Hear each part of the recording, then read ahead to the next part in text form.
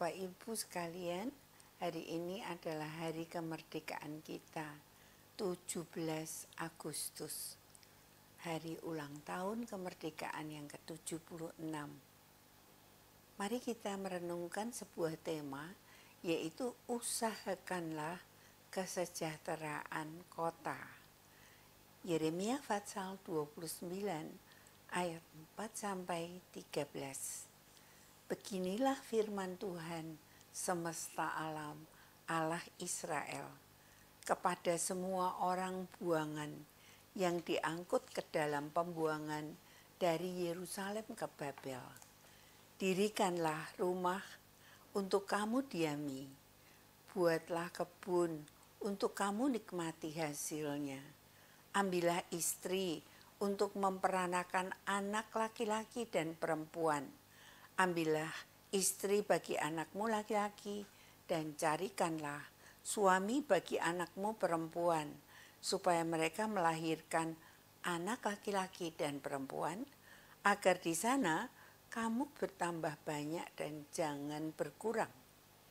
Usahakanlah kesejahteraan kota kemana aku buang, dan berdoalah untuk kota itu kepada Tuhan, sebab kesejahteraannya adalah kesejahteraanmu. Sungguh beginilah firman Tuhan semesta alam, Allah Israel.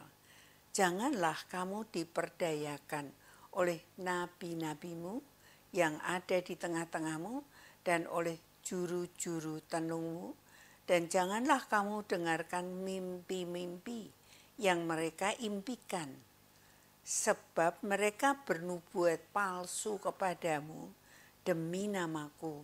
Aku tidak mengutus mereka. Demikianlah firman Tuhan. Sebab beginilah firman Tuhan. Apabila telah genap 70 tahun bagi Babel, barulah aku memperhatikan kamu.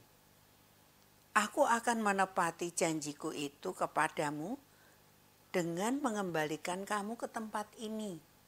Sebab aku ini mengetahui rancangan-rancangan apa yang ada padaku mengenai kamu. Demikianlah firman Tuhan, yaitu rancangan damai sejahtera dan bukan rancangan kecelakaan, untuk memberikan kepadamu hari depan yang penuh harapan. Dan apabila kamu berseru dan datang untuk berdoa kepadaku, maka aku akan mendengarkan kamu. Apabila kamu mencari aku, kamu akan menemukan aku. Apabila kamu menanyakan aku dengan segenap hati. Yeremia adalah seorang nabi yang diutus Tuhan di tengah-tengah saat yang amat kritis dalam perjalanan kerajaan Yehuda. Ia menyaksikan sendiri bagaimana pasukan Nebukadnezar dari Babel telah menyerang Yehuda dan membawa sebagian dari bangsanya ke Babel sebagai tawanan.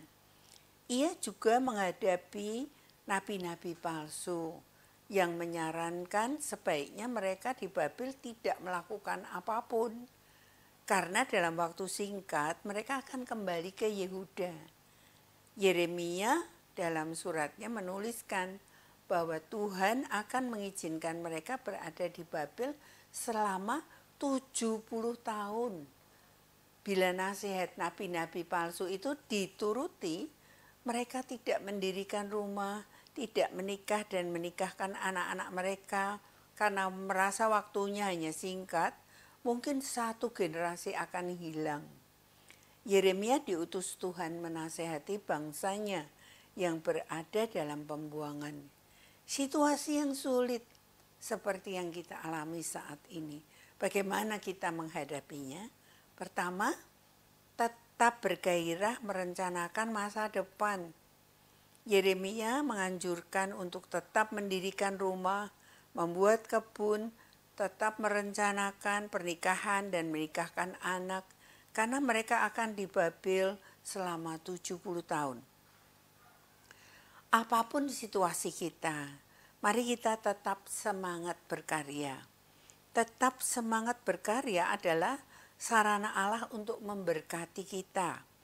Tugas kita adalah mencari jalan, berpikir bagaimana kita dapat berusaha. Dan tugas Allah adalah memberkati kita. Berkatnya adalah bagian kita. Tapi tetap berkarya adalah bagian kita juga. Di tangan Allah, Dia dapat mengubah kehidupan kita. Banyak jemaat menemukan talenta-talenta tersembunyi mereka di tengah pandemi ini. Ketika mereka belajar berusaha di tengah-tengah kesulitan hidup. Yang kedua, mengusahakan kesejahteraan kota. Usahakanlah kesejahteraan kota, kemana kamu aku buang. Dan berdoalah untuk kota itu kepada Tuhan, sebab kesejahteraannya adalah kesejahteraanmu. Usahakanlah, Vedirshu bahasa Ibrani itu sutusik atau mencari. Kesejahteraan itu dalam bahasa aslinya adalah shalom. Jadi carilah, usahakanlah shalom. Dan shalom itu berarti completeness, kesempurnaan, welfare, kesejahteraan, atau peace, damai. Kita dapat memilih apakah kita akan terus-menerus membenci situasi kita, atau putus asa, atau justru melakukan sesuatu yang positif dalam situasi buruk yang kita hadapi. Tidak mudah memaafkan bangsa yang menyerang mereka, menyebabkan mereka sengsara. Tapi bersikap hanya membenci saja tidak akan menghasilkan apapun. Mereka dianjurkan bersikap positif, yaitu mengusahakan kesejahteraan kota. Kita hidup di Indonesia yang kita cintai bersama. Negara yang berusaha mengayomi kita sebagai rakyatnya. Bila terhadap Babil saja Yehuda dianjurkan untuk mengusahakan kesejahteraan kota, apalagi kita yang mencintai Indonesia. Kita saat ini juga dapat berperan di tengah bangsa yang sedang dilanda kecemasan akibat COVID-19. Memperhatikan, mendoakan mereka yang sakit, meringankan beban mereka yang terpapar, ataupun menguatkan mereka melalui perhatian kita. Para pahlawan kita, pendahulu kita, yang bertaruh nyawa meraih kemerdekaan untuk bangsa Indonesia. Kita mewarisi kemerdekaan yang mereka perjuangkan. Tapi cita-cita mereka harus kita teruskan dengan memerdekakan mereka yang terbelenggu dalam kekurangan, penderitaan yang membutuhkan bantuan kita. Berikutnya adalah berdoa untuk kota. Pokok pikiran yang ketiga. Usahakanlah kesejahteraan kota kemana aku buang, dan berdoalah untuk kota itu kepada Tuhan, karena kesejahteraannya adalah kesejahteraanmu. Ayat 12 dan 13.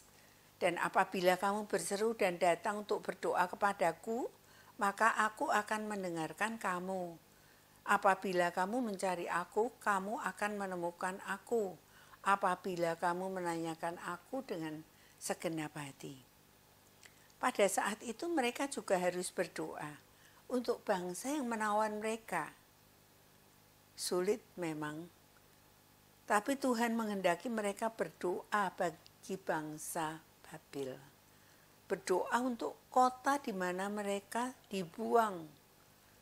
Kesejahteraan kota itu akan mereka rasakan sebagai penduduk kota itu. Akan berimbas kepada kehidupan mereka sebagai bangsa yang ditawan di tanah asing. Tuhan berjanji mendengar doa mereka dalam ayat 12 dan 13. Apabila kamu berseru dan datang untuk berdoa kepadaku, maka aku akan mendengarkan kamu. Apabila kamu mencari aku, kamu akan menemukan aku. Apabila kamu menanyakan aku dengan segenap hati. Dalam situasi apapun, kita harus berdoa untuk kota di mana kita tinggal. Yang keempat, yang terakhir, rancangan damai sejahtera. Sebab aku ini mengetahui rancangan-rancangan apa yang ada padaku mengenai kamu. Demikianlah firman Tuhan, yaitu rancangan damai sejahtera dan bukan rancangan kecelakaan, untuk memberikan kepadamu hari depan yang penuh harapan. Rancangannya adalah rancangan damai sejahtera. Walaupun kita mungkin tidak bisa memahaminya, karena pengalaman kita hari-hari ini cukup pahit. Mungkin begitu. Ia tidak pernah salah dengan keputusannya. Ia juga menyediakan diri untuk memperhatikan seruan doa kita. Jangan mencurigai rencana-rencana Allah. Dia punya rencana yang sempurna bagi saudara dan saya yang mengasihi Dia. Bila kita berseru, Ia mendengar kita.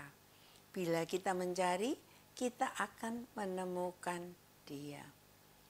Marilah kita sebagai bangsa Indonesia memperingati hari ulang tahun yang ke-76 ini.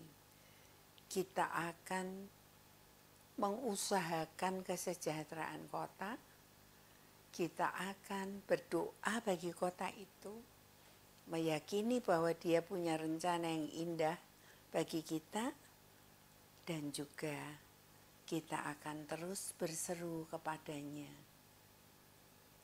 Kita akan menjadi orang-orang yang sungguh-sungguh terbuka untuk dapat dilawat oleh Tuhan. Amin.